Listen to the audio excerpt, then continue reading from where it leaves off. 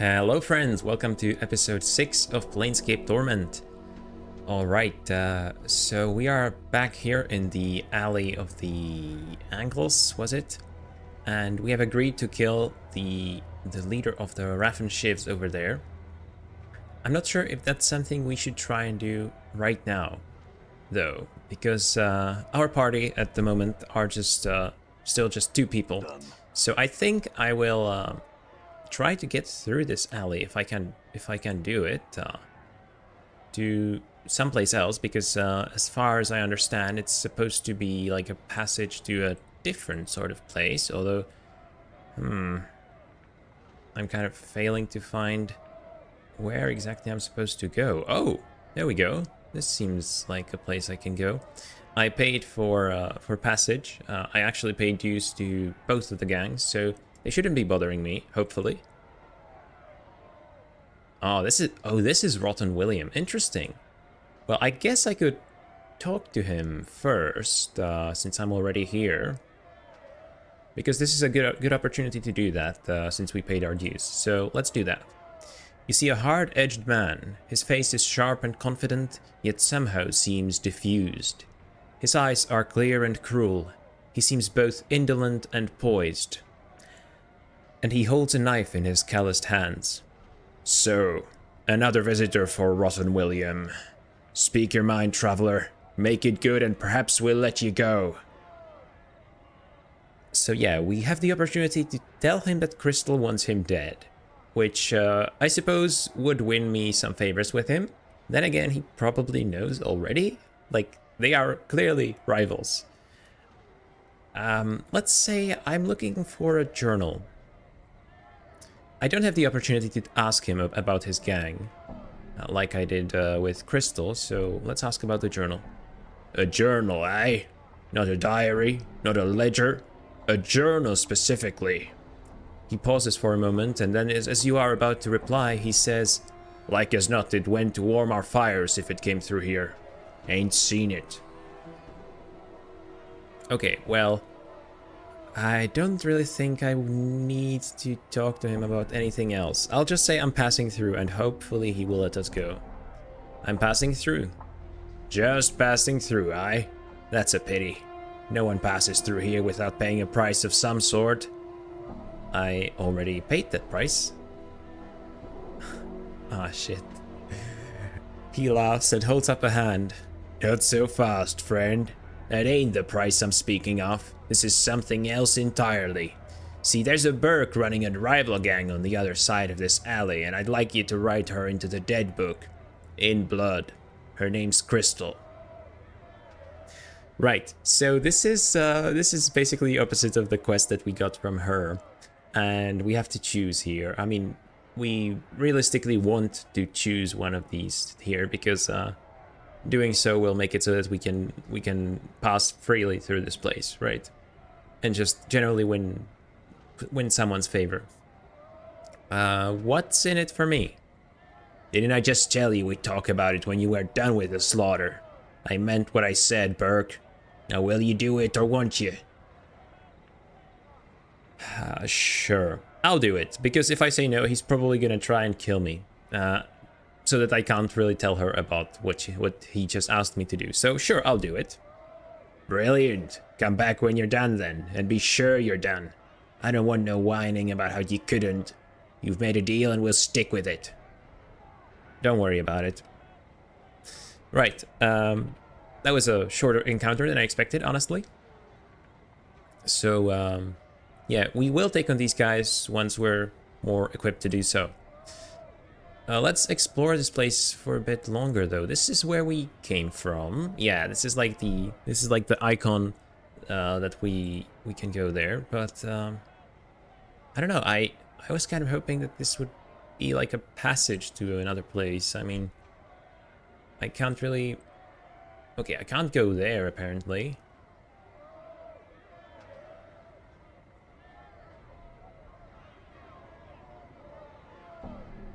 Yeah, burnt out building.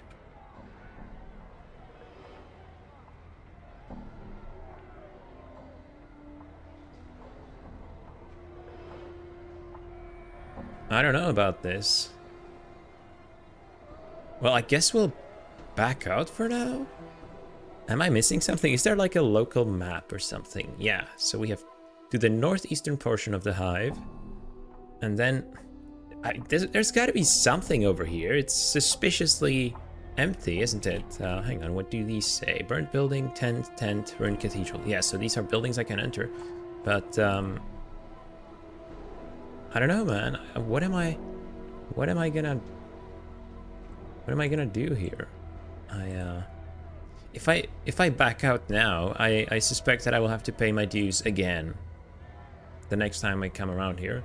But honestly, it doesn't seem to me like I have another option. I don't really see a place to go. Now, this charm over here, will they get mad at me if I take that? Charm of Infinite Recall. Lore skill set to 100. Interesting. That is super useful, isn't it? While practicing, some mage students discovered a means to condense and store knowledge into a charm form. This particular charm contains the entire resource library of the famed Karen School of Mages. Unfortunately, the effects of this charm are fleeting, and the user is rendered unintelligible for a short period of time. The user is rendered unintelligible? As in they are too smart for everyone else, or after the effects of this this charm subside, the user is temporarily like nerfed with regards to their intelligence. This charm can be used to identify unknown items. It can only be used on the quick item menu on the world screen.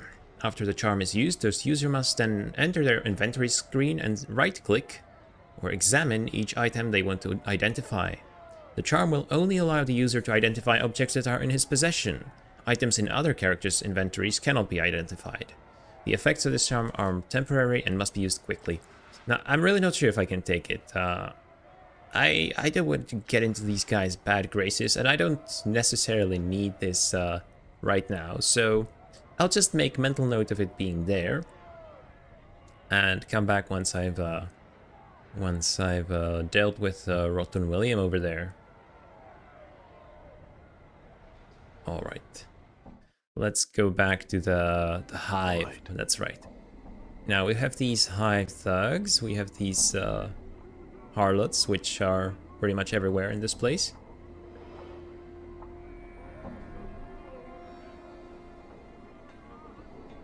Let's see if we can... Oh. Hello, sir. Who are you? Dabus, right.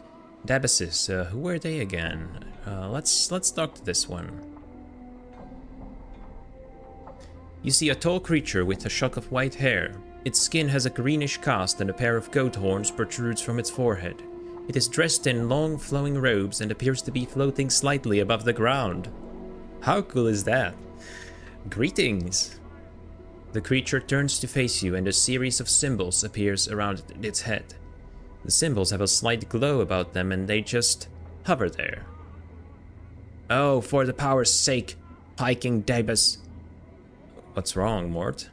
He's a Dabus. They speak in rebuses, these annoying word puzzles. If you don't know what he's saying, then we better find a native or some other way to communicate with him. If we want to. An annoying bunch.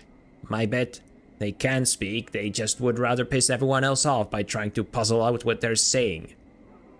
So what's a Dabus again? Chant is their janitors for the Lady of Pain. Yeah, that's right, the Lady of Pain. They float around breaking, fixing, and patching up sigil according to her whims. They're worse than corpse flies. Mort sighs. You can't swat them though, or the lady will get upset. Well, our only option is to ask about the Lady of Pain, even though we kind of know about her. So, who's that? She runs the city. You'll know if you see her. She's got these blades around her face. She's about the size of a giant, and she floats off the ground just like these guys. Mort nods at the Dabus, who is looking at you both. Nobody knows much about her. She doesn't speak much. All you need to know is that you don't want to make her angry. If you see her, my advice, run. Blades around her face, size of a giant, and she floats off the ground. It almost sounds like he's making this shit up, but then again, this guy does float off the ground, so it's not hard to believe that she would too. Size of a giant, though. I know giants are a thing, so she sounds like a fun person to meet. Blades around her face. And she doesn't speak much, right? Alright, I see. The Dabus waits patiently, its hands tucked into its sleeves. A series of symbols materialize above its head. Then they vanish and a question mark appears. As in, like, air letters? Like, above their head, there is like a... There are like white or whatever color letters appearing out of thin air. That sounds almost cartoonish, doesn't it? Mort, can you translate what he's saying for me? Mort scoffs. I'd sooner be strained through a Tanari's bowels than unravel what these floating goat heads are trying to say. You want a translator? Find a sigil native. Oh, but you are doing a pretty good job as a translator, or interpreter is the technical term. Tanari. I don't think we've heard of Tanari before. Sounds like some kind of unpleasant animal. Find a sigil native. I wonder if I actually can find someone to interpret for me, I mean. Okay, I guess I'll try it on my own. Try and strike up a conversation and see if I can translate what the Dabus is saying. It worked. You ask the Dabus several questions, trying to get a feel for the rebuses that appear above its head. It is extremely patient throughout your discussion, giving you easy sentences to translate. After a few minutes, you start to get the hang of it. It feels like you've done this before. It feels like you've done this before, huh? Well, maybe I have. I wonder if this was somehow tied to our lore skill, if we needed a certain lore skill to get this right, or if this boosted our lore skill. Shame I didn't check it before. I don't know what it was. I think it was like a single digit number, like 6 maybe, but I'm not sure. Well, maybe you can help me, Mr. Dabus. The Dabus waits. Who are you? The Dabus inclines his head slightly, and a stream of symbols appears above his head. I'm a Dabus. Another question then. What are you doing? A batch of symbols appears above the Dabus's head. I attend to my duties. Not one for words, is he? Another question then. Could you tell me about the Lady of Pain? A lone symbol appears above the Dabus's head. This one shows a metallic female mask with blades coming out of the sides. Just looking at the ghostly image makes you uncomfortable. So yeah, blades out of the sides. I suspect I would instantly recognize her if I saw her, because the description is very vivid. Floats above the ground, bladed mask, and a giant, and the size of a giant. Super interesting. Oh, so these are the symbols. So yeah, they do seem to be white. There is another Dabus here. I suspect that the options are going to be the same, but let's check just in case. You see a Dabus, right? Greetings.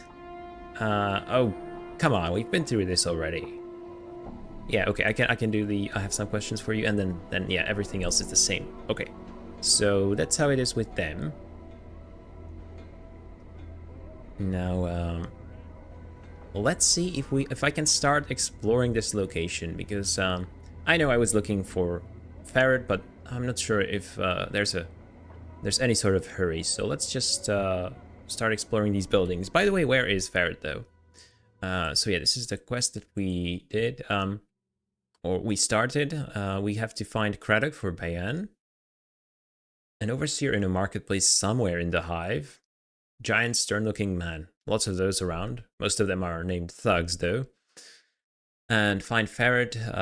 I did ask the locals, and then and they told me it's like southwest. And I assumed I should go through the alley, and I don't know. It seems to me like I hit a dead end. Maybe there was more I could have done. So this is a small dwelling. That sounds like a kind of a generic name that I might find elsewhere. And we have Angyar, and we have wife of Angyar, descriptively named. Well, let's talk to the wife first. Why not? This woman looks to be in her middle years, and her hair has streaks of gray running through it. Lines of worry crisscross her face. As she sees you, she seems torn between asking you to leave and calling for the man at the table.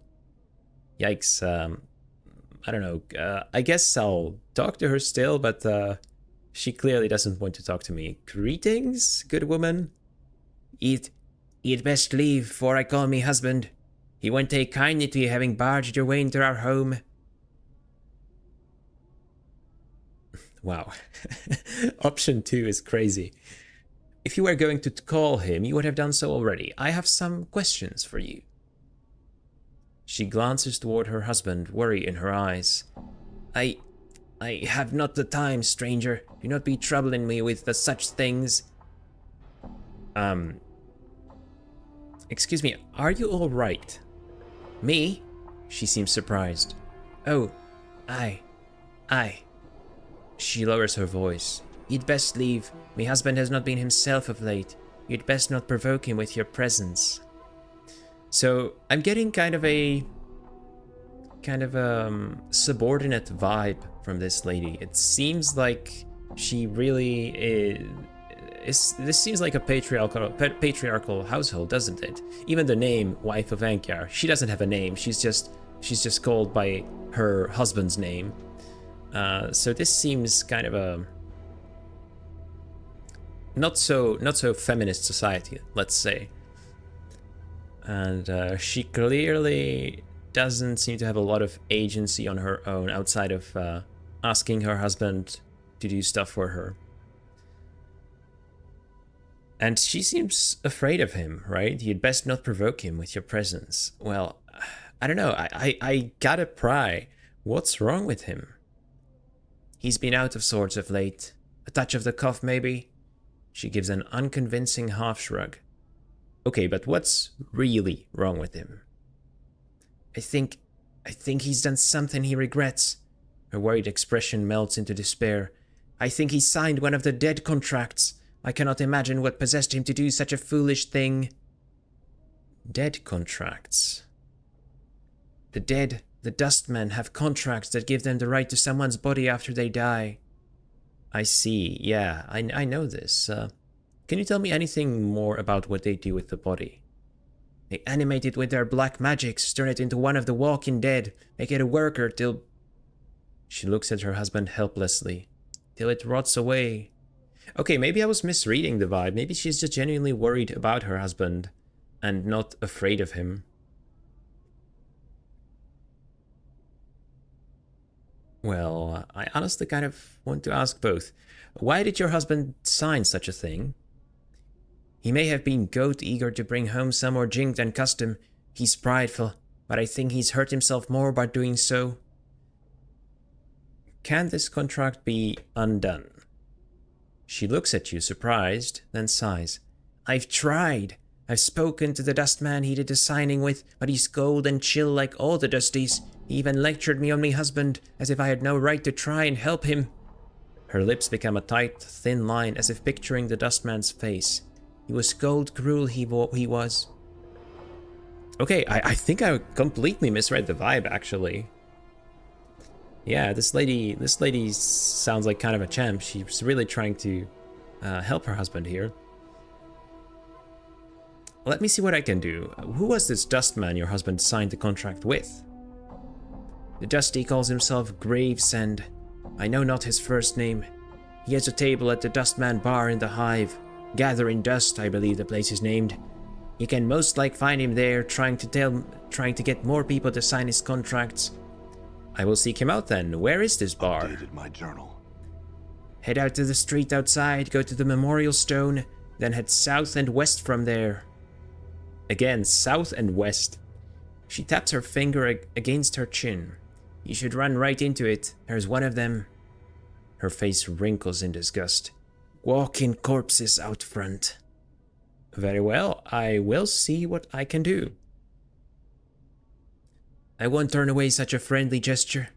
She seems grateful, then her worried expression returns. But I must ask you not to let on I asked you to do such a thing. My husband has a terrible temper, and if he were to find out... She shudders. Well, these two options are kind of strong. I don't want to lie, but neither do I want to make a A vow. Sounds too solemn, right? I can't make any promises, lady. We'll have to see what happens. Then I ask that you keep as quiet as you can about the matter. Very well. I'll go see about undoing your husband's contract now. Interesting. We got a new quest here. So we should street outside Memorial Stone, southwest, and there's a walking corpse in front of the bar. Sounds pretty straightforward, actually. Let's talk to Angyar too for just a bit. I will try not to tell him, but who knows if I will even have the option. This man looks haunted. His eyes are half-lidded as if he has had trouble sleeping, and his hair is long and unkempt. His beard is flecked with bits of dead skin and old bits of food. He doesn't seem to notice you as you approach. Greetings, Angyar. The man glances up at the sound of your voice and his slack expression vanishes. It looks like someone has lit 2 fires in his eyes. What be your business barging into me house? His eyes narrow and his teeth clench. Get, or I'll send you back to wherever grave you crawled from.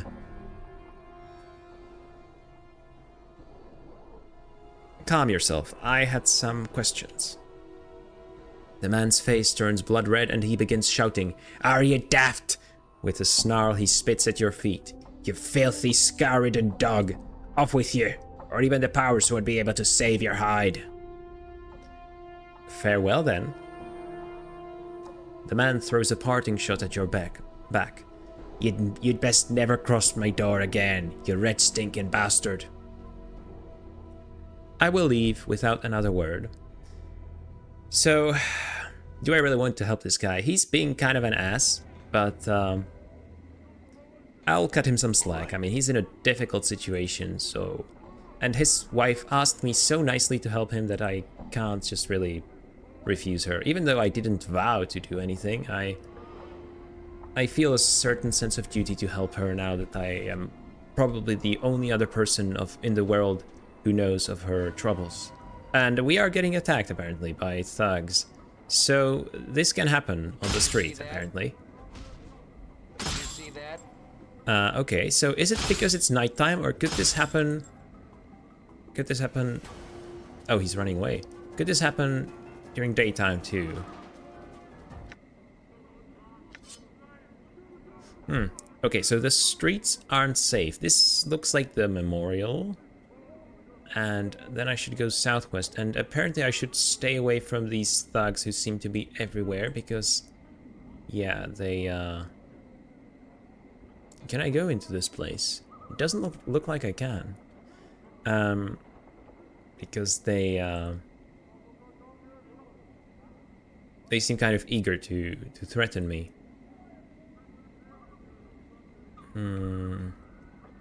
Vines with black leaves. The stems look extremely sharp.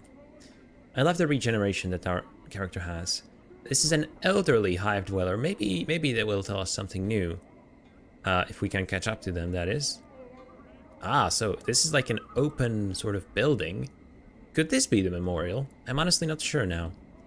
And we have some named character. We have Death of Names, and we have Sevtai. Interesting. Well, I don't know. I kind of want to follow up on the quest, because one thing that you can do in RPGs like this is start every quest and then basically forget about all of them, right? Because as you start one, you try to follow up on it, but then you start another, and it just keeps going endlessly. So I really want to make sure that I follow up on this one.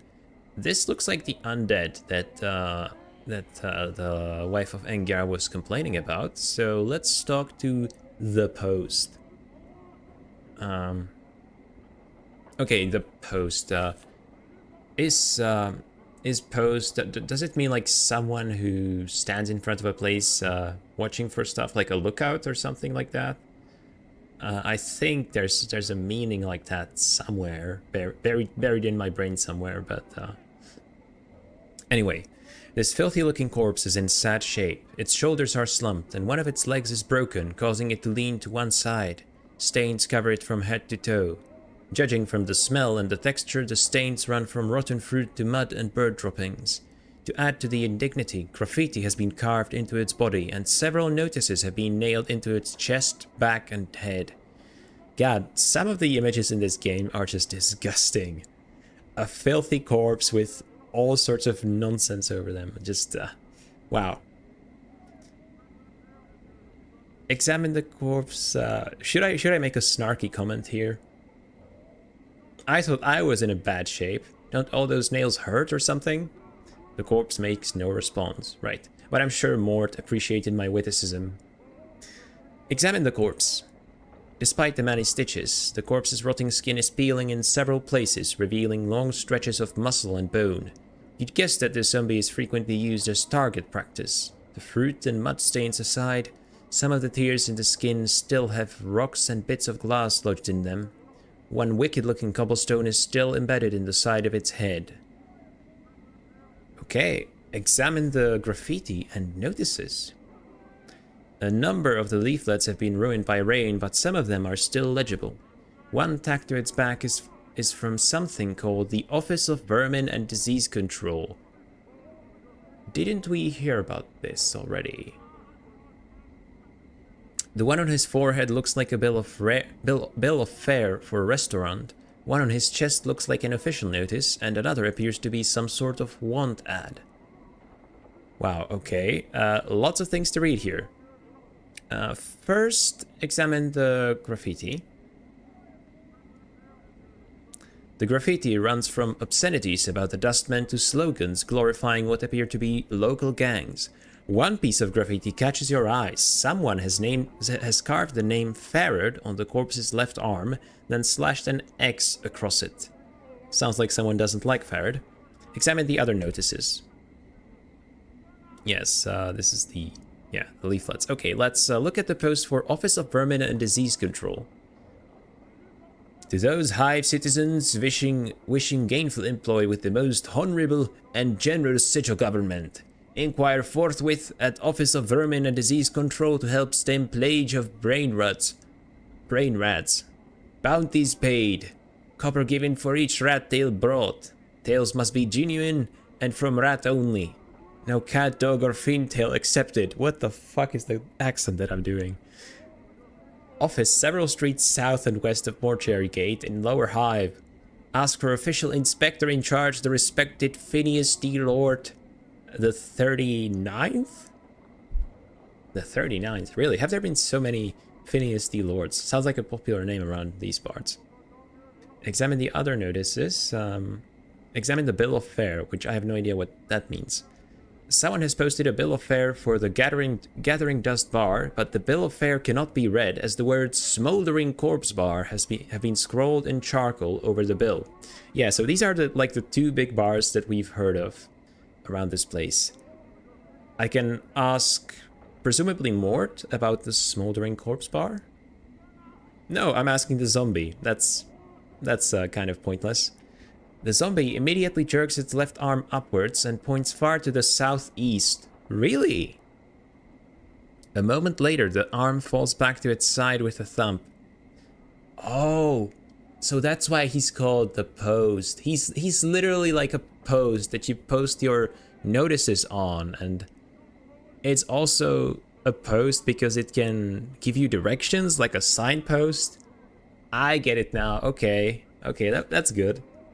I think I get it, right? I think that's what this is. Far to the southeast, by the way. So the Smoldering Corpse Bar is far to the southeast, which sounds like a place I want to visit, honestly. Reminds me of a job I once had. Mort seems embarrassed. Well, I mean, without the arms. So has Mort always been a floating skull, or... It sounds like he never had arms in his life. Or death. Huh. I wonder if this would work with the other notices. Examine the official notice. Public notice. By the order of the Judiciary Council and in accordance with the citizenry of Sigil, let it be known those defacing a registered servant of the Dustmen, either by graffiti, malicious attack, or by posting notices, will constitute felonious assault, and the perpetrator will be answerable for the vandalism of said servant. by order of the Hall of Speakers. Well, this notice clearly didn't work. And let's do the last one. Examine the want ad. Maybe a quest opportunity.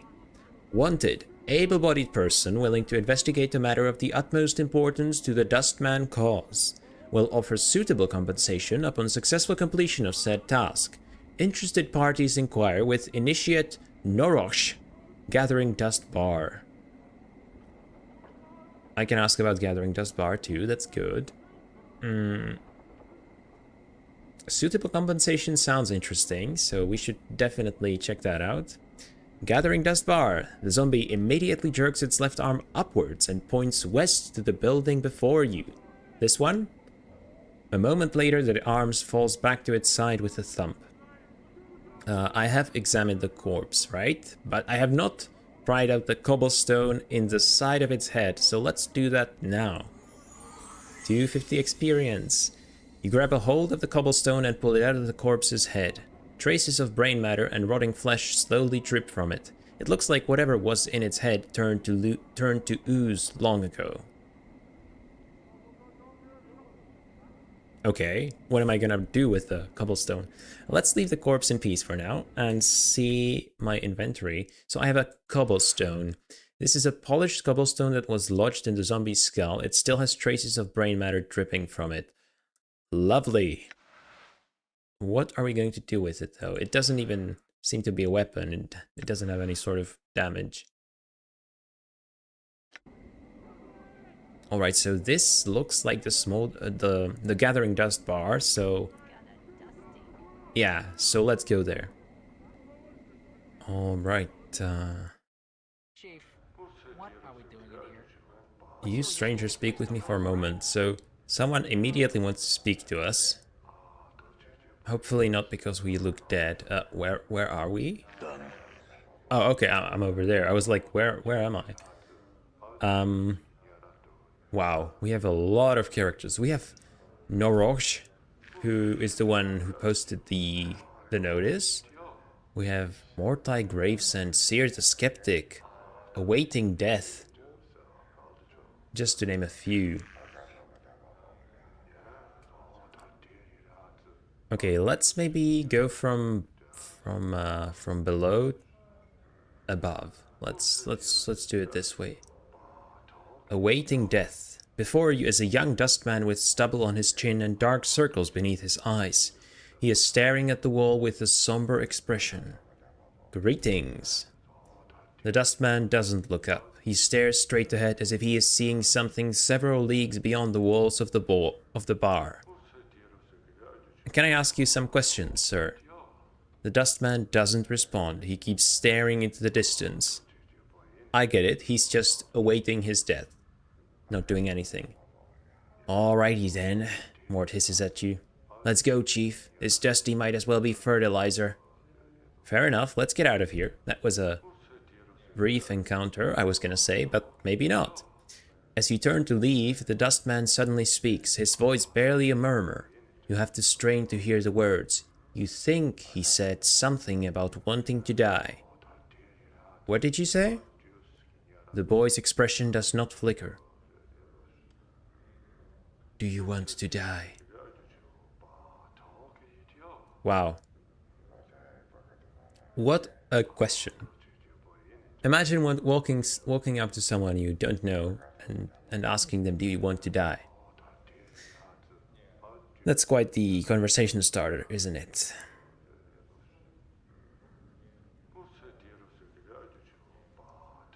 I really don't know. Do you want to die, though? Let's turn it back at him. Yes.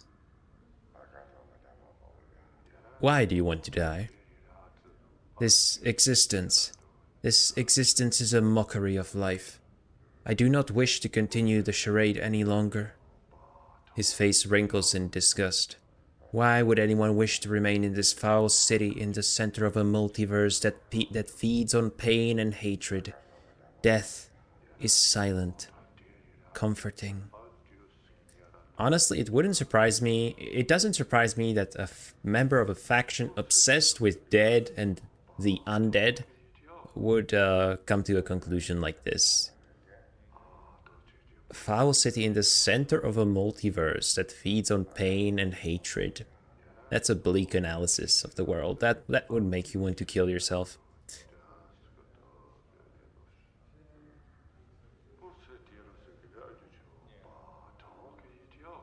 I don't know, that's a bleak outlook. There's a lot more to life than pain and hatred.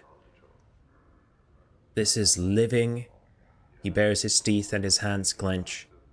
This existence is a mockery of life. I do not wish to continue the charade any longer. Death is silent, comforting. Maybe after the first death. Well, I suppose I'll ask the pointed question. Why haven't you brought about your own death already? I have been looking for a means to end my life. Will you kill me? Well, if you lack the conviction to kill yourself, I'm not gonna do it for you. It is not a matter of conviction.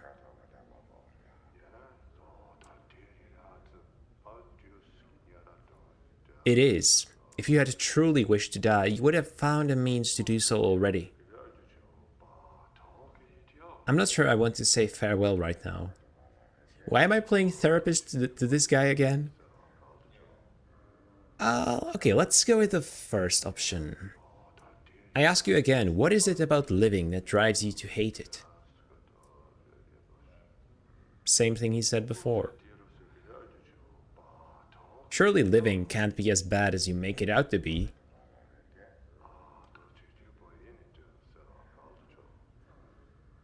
Well, I don't know. I don't want to tell him that he should die.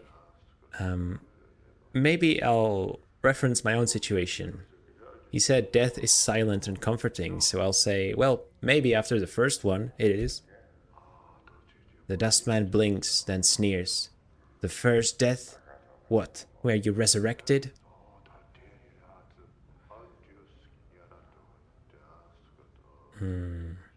I can ask about resurrection.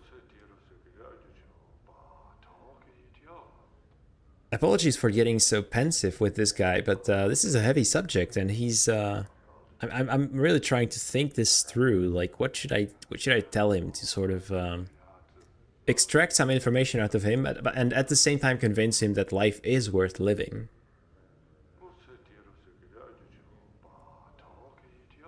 I've seen what lies beyond death.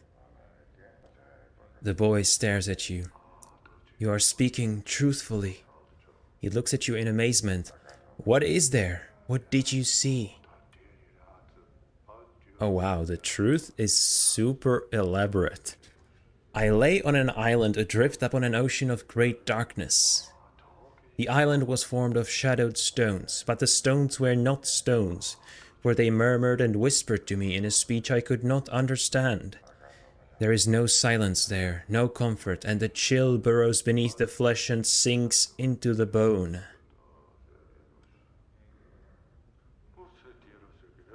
Wow, that's quite a visual description. No comfort. I'll tell him the truth, I guess. There is no difference. He looks down at the floor and chews his lips with a strange expression. Beyond the shadow of this existence, more misery awaits. There is no oblivion, no cleansing. Nothing changes. The planes rotate and nothing ever changes. So the planes rotate, huh? Or is that to signify just the passage of time? Either that, or they actually rotate in some way. Except you. You can still change. He scoffs. Nay, I have tried repeatedly. If you believe that, then it will be true. It is more than belief, it is reality. His gaze turns dark. Have you seen this city? It rots, and everything within it rots with it. There is no hope, nothing to strive for. Everything is stained with darkness and shadow. What about your beliefs as a dustman, though? Isn't that a worthy enough goal? He nods. The dustman philosophy is a worthy goal. Else I would not have become a dustman. Then heed this, you are too eager to reach oblivion. According to the tenets of the dustman, the very eagerness to reach the true death will keep you forever from it. Ooh. Then why not make the beliefs of the dustman your focus? Perhaps this is a life of pain and misery, but if you focus on your beliefs and that which is of value to you, they shall help you work past it.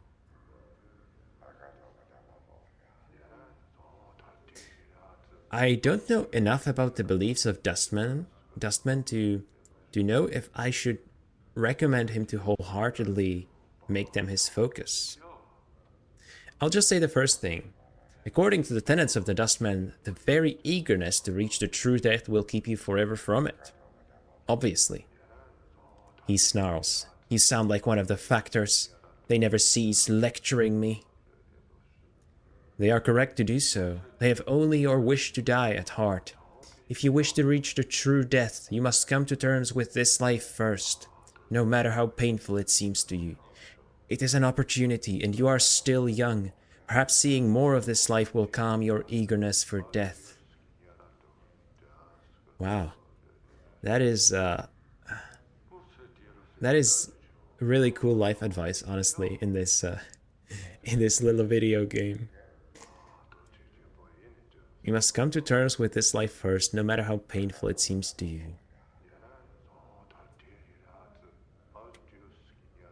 But how? He seems puzzled. How should I deal with it?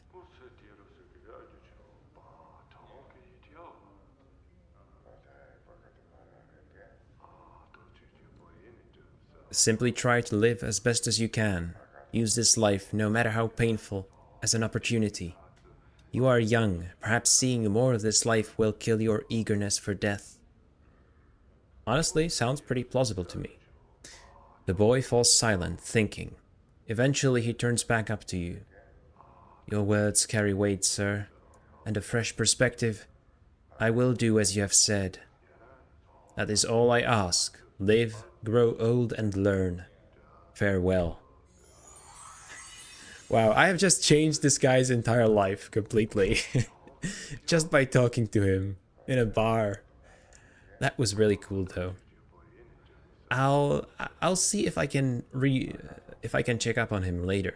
Not right now, because I know that games kind of let you ask people how they've been doing immediately after you're done with them for talking with them for the first time, but I don't like doing that. So let's actually wait a day or two before talking to him again.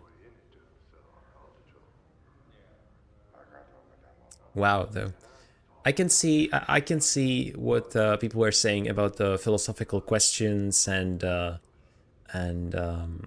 considerations that this game sort of brings forth. Let's talk to this unnamed Dustman, or should I say Dustwoman? They're called Dustmen in the game, so I'll just say Dustman, but it's kind of weird to call a woman Dustman. She's staring silently into her drink. Greetings. Yes? Can I ask you some questions? Not at this time. The Dustman becomes silent and turns back to her drink. Farewell, then. Norochj, which, by the way, I have no idea how to pronounce, but I'll just keep going with Norochj. I don't know, it sounds cool. You are the one who posted the notice. You see a spindle-thin dustman in dirty black robes. His stiff black hair springs forth from his skull like a crown of spikes, and his leper-white skin is drawn sharply across his skull. He is frowning into his drink and mumbling to himself. Greetings. That's like my universal way of saying hello. Greetings. The dustman looks up, blinks once, then looks you up and down, studying you. As he studies you, he takes one of his spiked locks and points at himself with it. Norochj, Initiate, Dustman, Guard. I'm here about the posting outside. The Dustman looks you up and down. Many troubles have I. Help, can you? A mausoleum awakes, the dead walk, the dead disturbed, the dustmen disturbed. Find out what disturbs the undead, and copper coins will I pay. Ooh, mysterious. Very well, where is this mausoleum? Updated my journal. Norochj nods. Mausoleum by Dustman Memorial. Go north and west from Black Monument. Go to Arch and a semicircle over your heart with this finger this make. He wiggles the index finger in his right hand. To the mausoleum go you will.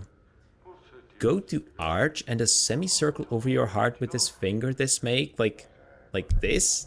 And put this over your heart? To the mausoleum go you will. Huh. I'll look into it then. Farewell.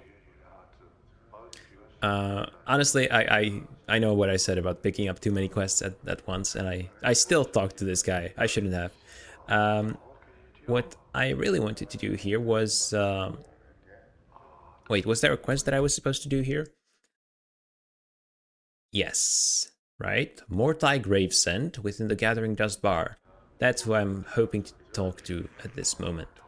So... Let's check our stats just in case, because I'm expecting to be doing some sort of persuasion with this guy. So my charisma is 18. What else was there? Lore is 7.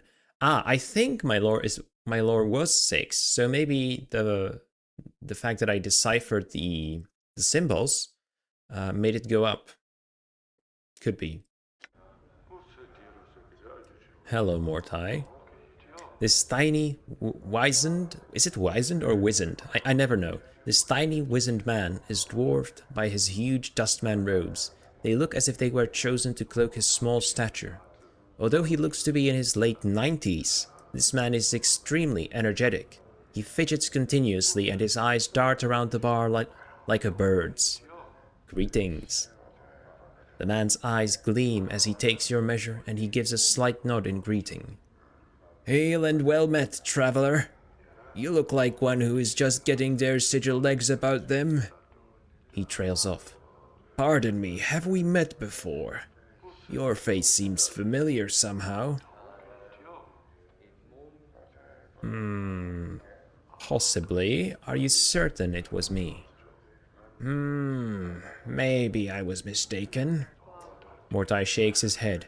Well, no matter, no matter. How is it that Mortai Gravesend may help you? Do you seek... He clucks his tongue as he speaks. The contract, perhaps? Contract. The contract. Why, it is but a simple transaction. From the depths of his huge robe, Mortai pulls forth a dusty parchment and a quill pen. I give you 50 commons. In return, after death, the Dustman faction may claim your remains. He smiles, then clucks his tongue. What use will you have for them at that point, anyway? I mean, he would have a point, if there wasn't such a thing as undeath in this world. Well, I will ask him, though. What do the Dustmen do with the body? Mortai holds up his hands as if he doesn't know. What does it matter? It is of no consequence when you pass on. It matters to me, though. Well, if you must know, ofttimes nothing is done with the body, and it is we, the Dustmen, who have wasted all that money. More fools us. Mortai gives a light smile, then looks apologetic. But rarely there are times when the workers in the mortuary need to be replaced, and then we may have a need for your body. You mean I'll be animated as a corpse and put to work in the mortuary? That doesn't sound good. But no harm is done, no pain. Mortai raises a finger as if to emphasize the point. And there is no danger. In exchange for money you can spend in this life, you merely have to give us something you will have no need of anyway once you have died. Mortai taps his chest. I signed the contract myself, if you must know. I shall have no need of my body when I pass on. I will consider it. But for now, I have some other questions. It sounds like a nice, easy way to get 50 coppers, but with my past experiences with the mortuary, I'll also say I'll consider it. Of course, Mortai nods. It would be my pleasure to answer any questions you may have. Lots of questions I can ask here, actually. Can you tell me about some of the patrons here? I haven't forgotten about the quest, but I don't want to ask about Angyar right away in case that somehow locks me out of the other options. Can you tell me about some of the patrons here? Of course. Which of the patrons did you wish to know about? So I can only ask about those I've already talked to, it seems, so it would be good to come back to this guy once I've met all of them. Can you tell me about awaiting death? A troubled initiate. Mortai clicks his tongue disapprovingly. He seeks death with a passion that is most inappropriate for a dustman. Are dustmen not allowed to feel passions? Oh my, yes, Mortai frowns. Too much passion, too much emotion prevents one from reaching the true death. To be passionate runs contrary to the philosophy of our faction. You know, the philosophy of your faction keeps getting mentioned, but somehow I never have the opportunity to ask about it in depth, you know? But it does kind of make sense that passion would go against the true death. So to me, this true death sounds like just complete nihilism, just complete nothingness, like absence of being, right? True death.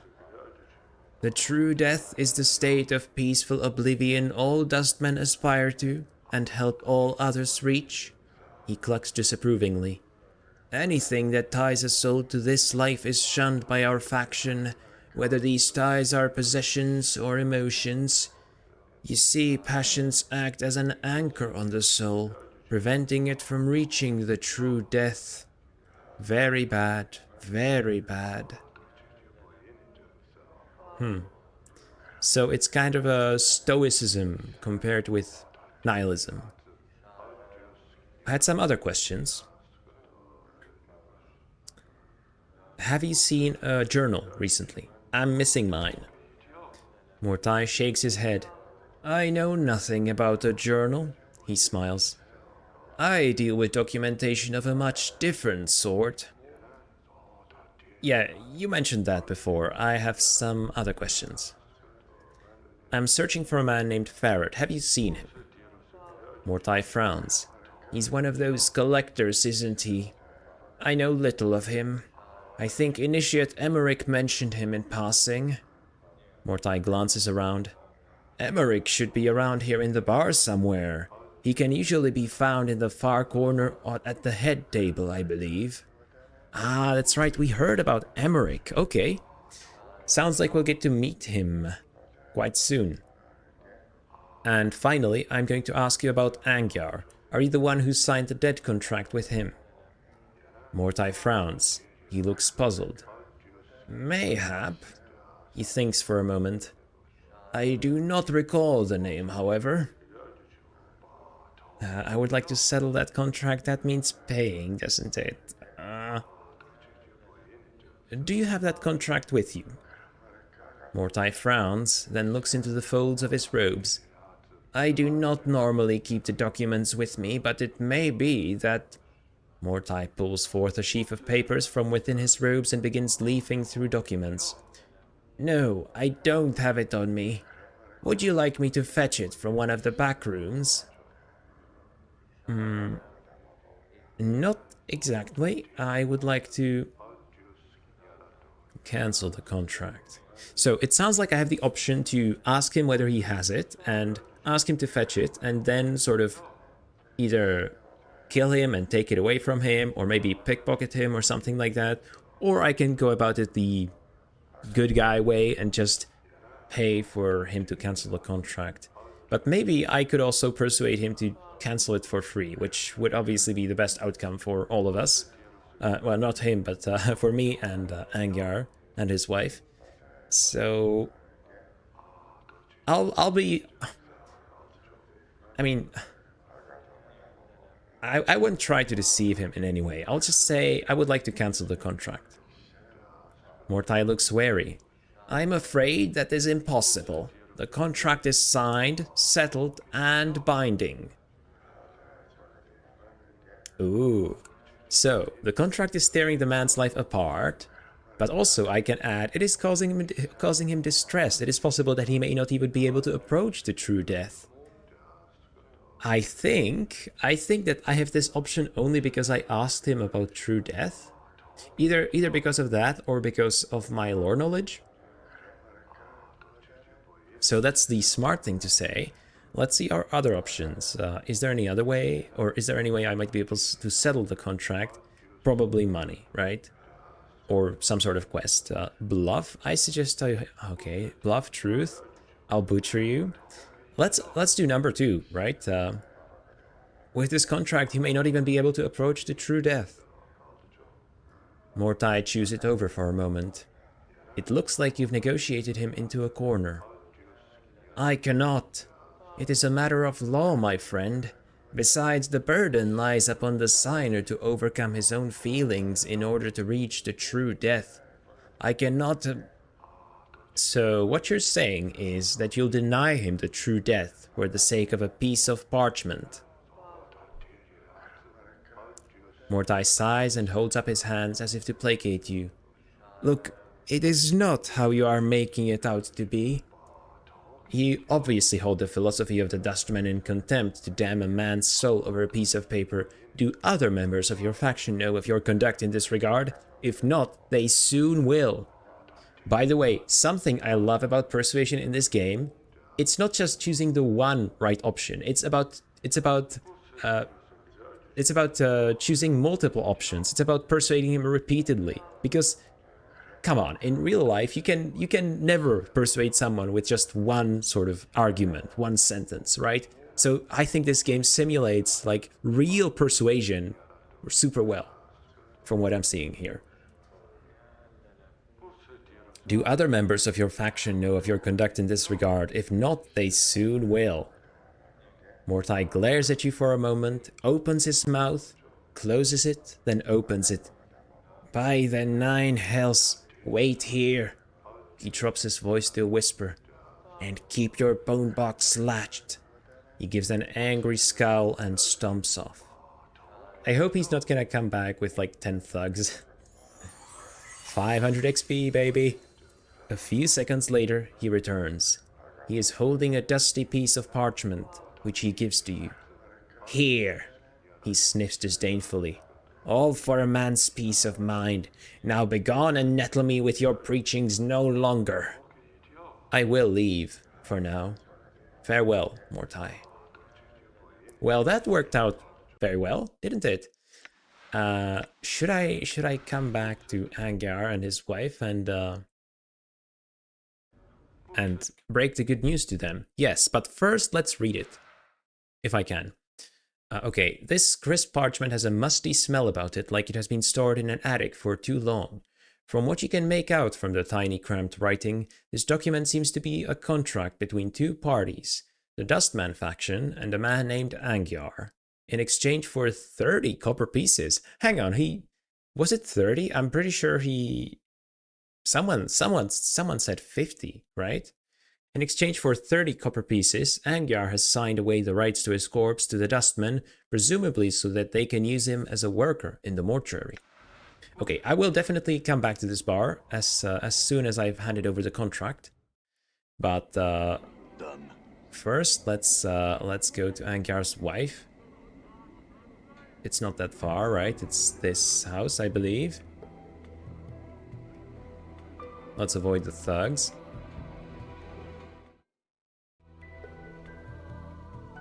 Hello, wife of Angyar. Angyar's wife looks up hopefully as you approach. Were ye able... Yes, I was able to get the contract from Mortai. Here it is. She looks relieved and her eyes become misty. Oh, by the powers. You must be a diva in disguise to do such a thing for someone you barely know. Give her the contract. Updated my journal. Nay, nay. If you could show me husband the contract, say that you got it for him, but don't say how. I'd appreciate it. Very well, I'll show it to him then. I mean, it would be nice to get something in return, but I'm not gonna blackmail these poor people. You see Angyar, he doesn't look any better than before. As you approach him again, he turns slowly to face you. His face tightens. Ye again!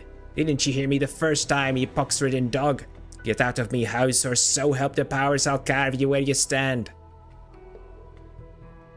Show him his Dustman contract. Say nothing, just show it to him. As you pull out the contract, the blood drains out of Angyar's face. For a moment he seems at a loss for words, then his temper quickly resurfaces. Where did you get that? By the powers, you'd best tell me. I took it from a dustman named Mortai. It has your name on it. Angyar can't seem to take his eyes from the contract. Why'd you bring it to me? He looks suspicious. To ransom it? Well.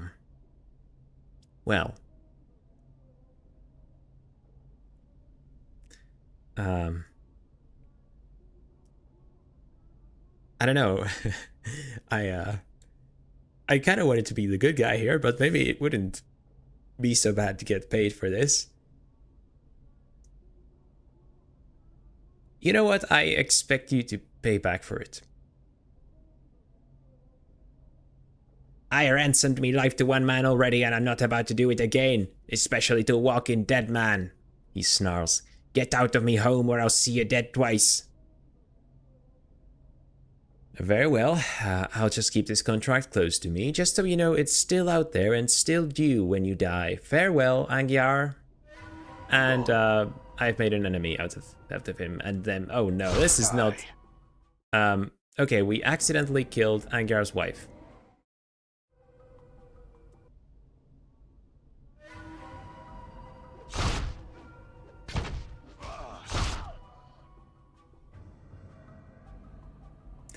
Well,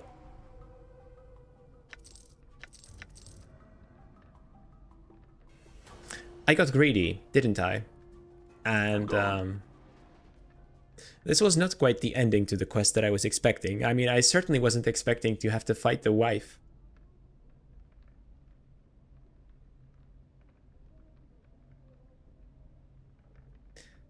Anyway, with that lovely end to today's episode.